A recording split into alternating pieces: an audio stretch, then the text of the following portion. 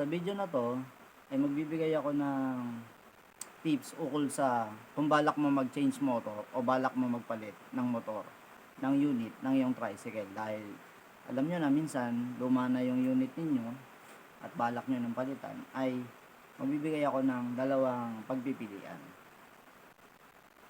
Ukol sa dapat mong iwasan at dapat mong pagpilian. At sa video na mapapanood nyo, may dalawang video clips akong ipapakita sa video na to na magkaroon kayo ng kaalaman o pare-pares tayo magkaroon ng kaalaman ukol sa nangyari sa pagbili ni Vice Jason ng motor kay Boss Brian. Boto na rin yun na ipalit niya, di ba? Ayan. Oo, yung engine kinuha niya. Ayun, kaya pala pinalitan to dati dahil yun nga para kay Boss Brian na nakapangalan to. Naging modelo pa yung kaysa rito, ito 22 model, yun 23. Kasi yung kasamahan nga namin binili yung pinagpalitan nito dahil pero napatino niya, di ba? Hindi naman nasirain. Ginastusan niya. Kaya nga lang hindi niya rin nagamit. Ayun. Pero hindi, yung makina nagamit niya. Ayun, Hindi nga lang chassis lang eh. Hindi niya nagamit yung motor. Naibenta niya rin yun, Binenta niya rin. So yun nga. Yung motor na galing dito, hindi rin halos nagamit. Pero ang ginawa naman talaga doon,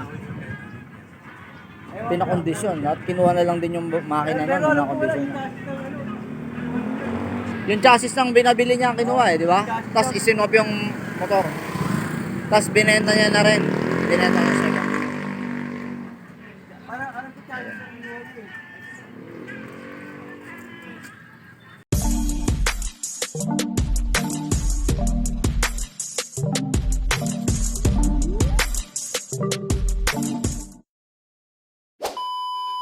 At batay sa napanood nyo ukol sa interview kay Ruben na driver ni Boss Brian na kaya nagpalit si Boss Brian ng motor bagamat pwede pa talagang ipa-mekaniko yung barako na yon, ay minabuti ni Boss Brian na magpalit na ng bagong unit ng motor pagkat yung motor nga kasi hindi sa kanya nakapangalan bagamat barako na 4-stroke na, kung tutuusin pwede na yon. Kaya nga lang pag hindi nga sa'yo nakapangalan, maraming proseso. At ayon nga kay Ruben, nung hawakan ni Ruben yung motor na barako na yun, ay sirain na. Kaya yung operator niya ay nag-decide na magpalit ng bago ng barako. At sa next video clip na papanood nyo ay si Vice Jason ang nakabili nung pinagpalitan na barako. Yung tinanggal do sa sidecar ng 194. Kaya yan, sa video na mapanood nyo, may explanation si Boss Jason kung paano niya at bakit niya nagdesisyong bilihin yun at kung ano yung mga prosesong ginawa niya nung nagkaroon ng komplikasyon yung nabili niyang unit sa aming Toda.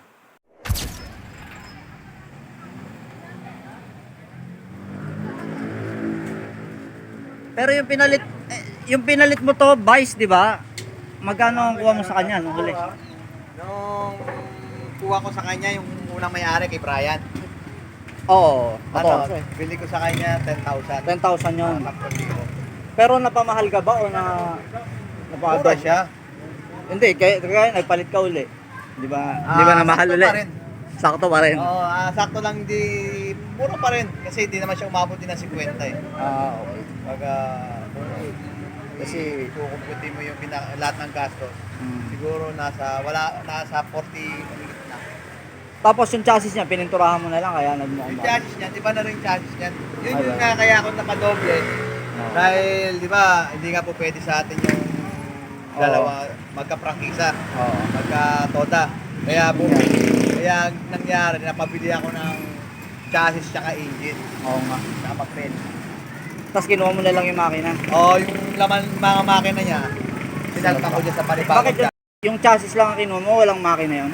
Hindi kasi nga, walang makina yun. Chassis lang. Bali ang bili ko sa chassis. Saka papel. Tsaka papel, 13,000. Ayun, okay, ganun pala nangyari. Kaya pala yung pinakamakina niya, dito yung binaksak. Yung sa unang... So makatuwid pala, yung kay Boss Will ngayon, yung uli, chassis na lang. Chassis Chassis papel na lang din ang naiwan. chassis engine, tsaka papel na lang din yun. Yun na lang ibebenta rin. Oo, pambenta lang siya sa mga nag-aanap. Magkano naman na ibenta yun? Wala pa, hindi pa namin natidispose. Ano dyan pa rin? Oo, nandun pa rin. So makatuwid pala, no? Na matetenggahan ka rin pala pag gano'n. Yun nga, yun yung issue. Kasi kanina kinunan ko rin yung kay Ruben. Sabi ko, wala ako may vlog bukas eh. Baka kasi hindi ako bumaba rito. Yun nga. Sabi ko, i-vlog ko na lang to. Kasi, alam mo na. Para iba naman. yung oras kasi, nauubos yung oras ng channel ko. So pag-usapan na lang natin sa bahay yung iba pa. At batay nga sa napanood yung video, sa usapan at paliwanag na nagpalitan kami ng paliwanag at nakikinig ako kay Vice Jason. Yun nga, nabili niya yung motor kay Boss Brian ng 10K. Mura di po ba? Kaya lang, halos sabihin natin hindi pa rin siya napamura. Pero sabi niya, okay naman daw. Kasi kung i-analyze naman natin sa bandang huli ng video na to ay okay naman talaga kaysa bibili ka ng bagong motor. Kaya lang, nagkaroon ng komplikasyon. Ano yung komplikasyon? Ayun, hindi umubra yung unit na nabili niya kay Boss Brian. Pagkat nung isinabit nila yung mga dokumento at papeles, nakita sa computer ng TRD o yung Tricycle Regulation Division na galing sa aming TODA yung motor na yon at bawal po pala yon. Hindi po pala uubra kasi yun at yun ang lalabas sa computer nila. Yung engine number at chassis number dun lagi lalabas sa 194 yung dun siya naka body number. Yun ang nagiging komplikasyon dun. Kaya ang ginawang paraan naman na solusyon ni Vice Jason ay sumangguni siya kay Boss Will. Sinabi ni Boss Will na mag-change chassis ka na lang at engine number. So ang nangyari, naganap sila sa Facebook siguro na at sa kakilala nila na nagbebenta ng maaring o kaya maaring bilihin yung chassis number at engine number. At yun nga, yung makina inilagay doon sa bagong chassis na motor at engine number ng motor. Doon ikinapsa para yun ang magamit, hindi na yung kay Boss Brian na chassis. Kaya ngayon, batay nga sa paliwanag niya, yung engine number na nasa crankcase at chassis na naiwan sa motor ni Boss Brian ay nandun na nga kay Boss Will at binibenta na rin nila. At ganun po ang ginawa nilang proseso, bumili ng may papeles na ang dala lang ay engine number at chassis na nandun nga rin din yung chassis number na may dokumento nga. At doon na nga nila kinasa yung makina ni Boss Brian. Yun ang mga sabihin natin, minsan parang nawawalan ka ng pag-asa pero nagagawa ng paraan batay sa mga iba-ibang tao na humihingi tayo ng suhestyon. Kaya kung makakabili rin kayo ng mga ganyang sa inyong TODA, yun ho ang maaaring yung magawang paraan na bumili na lang kayo ng chassis. Siya nga pala, ang bili nga pala ni Vice Jason do sa chassis at crankcase na may number din at may papeles ay 13K. 13,000 po ang bili niya. Kaya sabihin natin na imbis na tapos sana o lumalakad na yung proseso nung pagpapalakad niya dun sa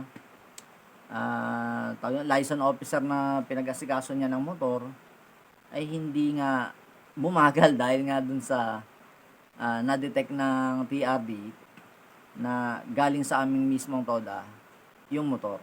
Kaya kung bibili kayo ng motor, maaari po pala sa ibang TODA. Huwag yung sa inyong mismong TODA. Kasi yun nga, hindi i-accept o kaya hindi i-honored ng TRD yung ganong proseso. Kaya kaysa masaya nga naman, ang ginawa na lang ni Vice Jason, bumili uli na isa pang may crankcase number at chassis number na barako din. Na doon nga nila ikinasa yung makina na. Kaya bibili kayo, may papeles po. Kasi syempre, i-change motor nyo. Kung walang papeles, mahirap naman po yun. At pangalawa nga na isasuggest ko sa inyo, kung may pera rin lang ho kayo, bumili na lang ho kayo ng brand new. O kaya kumuha na kayo ng hulugang brand new. At least sa inyo na nakapangalan, automatic na sa inyo ipapangalan ng kasa. At pag pina-change motor nyo nga, ay madali ho yung proseso. Dahil sa inyo na nakapangalan. Lalo't yung prangkisa ng inyong tricycle, sa inyo rin nakapangalan. Pag, kumbaga, magmamatch na. Franchise name, saka motor name, pag pinag-iisa, madali hong ilakad yun. Unlike sa mga ganyan na hindi sa'yo nakapangalan, medyo marami pa. May tinatawag pang, minsan pinapadrop pa eh. Kaya medyo matagal ang proseso pag hindi sa'yo nakapangalan ng motor.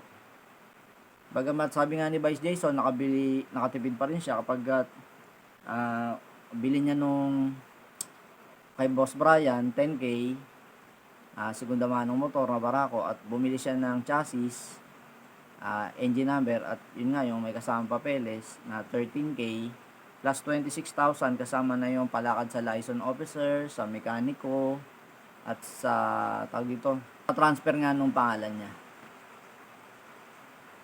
Inabot to lahat-lahat ng 49,000. Nakatipid pa rin po siya, kaya lang nga, yung tipong alam mo yung okay na sa isipan mo na okay na, nakabili ka ng murang motor, pero all of a sudden, hindi pala uubra. Diba? Doon ka na naman nagkakaroon ng, kumbaga, stressful moment. Kaya para makaiwas po kayo sa stressful moment sa ganyang pag-change motor, makabubuti na huwag kayong bibili ng motor na galing sa mismong toda na tumatakbo. Diba? Na pinagpalitan ng inyong kasamahan kasi hindi o-honored ng TRD o Tricycle Regulation Division. Kaya ganun mo mangyayari. Masasayang lang yung oras, pera, at pagod. Kaya yun lamang po, no, sa mga magpapalit ng motor o change motor. Kasi alam nyo naman, karamihan pa ngayon, lalo na sa Quezon City, marami pang mga 125 na motor na pinapalitan ng 4-stroke. Kaya kung bibili kayo ng motor, kung maaari, wag ho sa inyong toda mismo. Dapat sa ibang toda. O kaya sa mga malapit lang sa inyo. Halimbawa, kung sa Quezon City kayo, dapat Valenzuela lang, Bulacan lang, Caloocan lang.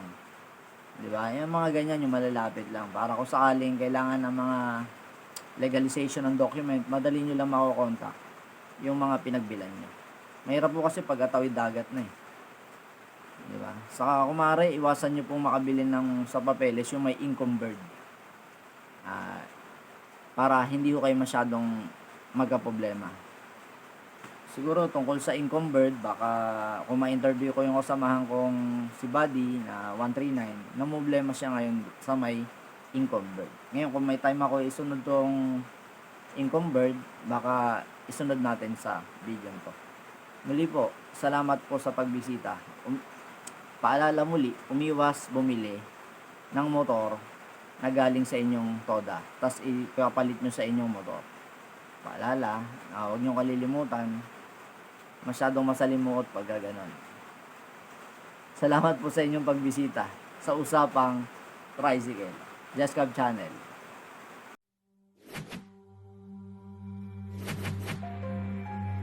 Just Cab Channel.